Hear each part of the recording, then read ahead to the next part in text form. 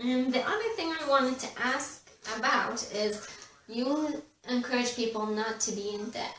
Mm-hmm. And to Yep, try that's to right. stay debt-free, which That's right. I have been trying to do.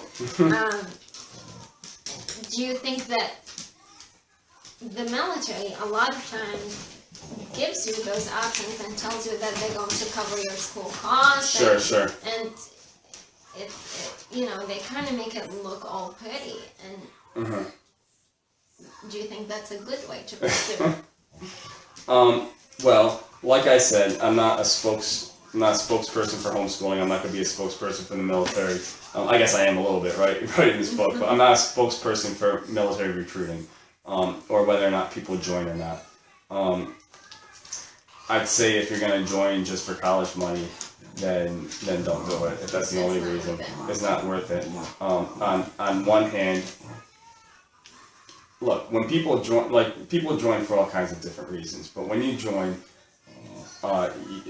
it's a kind of, when you join the military, you're basically writing a blank check for your life. You're saying that you can put me anywhere in this world, in any situation, and it's possible that I'm giving up my life, my limbs, my eyesight, or like any kind of horrible thing could happen to me. And I'm doing this in, most ideally, for the protection of the country. Right? So I'm not going to sit here and say that, that's a bad thing. I'm very, very critical. In the same way, teachers are the same way, right? Less dramatic. They're not getting their arms blown off, but they're the same way. Most people become teachers. Almost everyone becomes teachers because they want to help people, because they want to, they want to educate people, because they're passionate about their subject, because they love kids. So I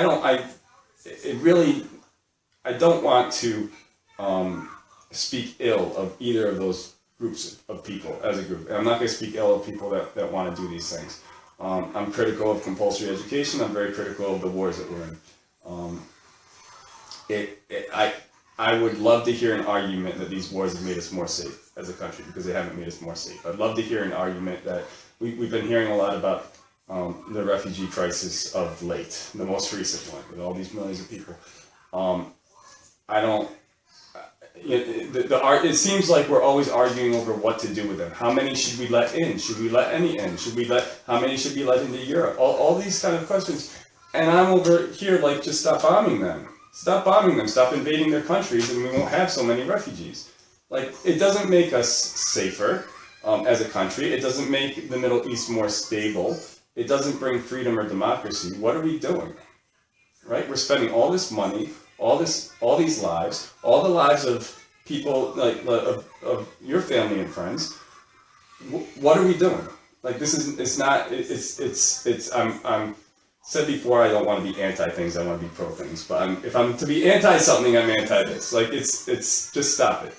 And this isn't really answering your question. As far as college, as far as debt free in college money and enticing people, and the military doesn't pay very much, but they pay a lot in benefits, and that's how they get people. Do I think that's good or bad? I don't know. It's not.